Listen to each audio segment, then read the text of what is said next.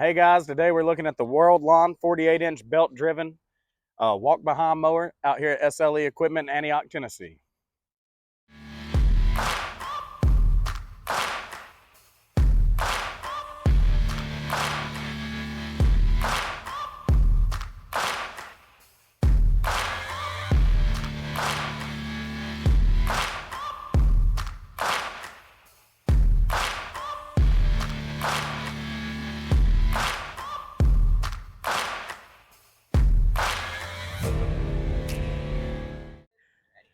All right, so this WorldLawn's got a 48-inch, 10-gauge steel cutting deck.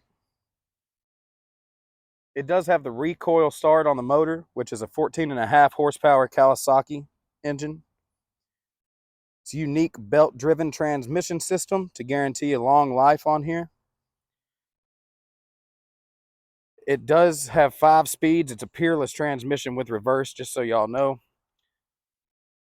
You've got a 4-gallon fuel capacity sitting right here in front of you, as well as cutting heights on this of 1 to 4 inches and forward speeds of up to 5 miles an hour. You've got your ergonomically designed hand grips and controls.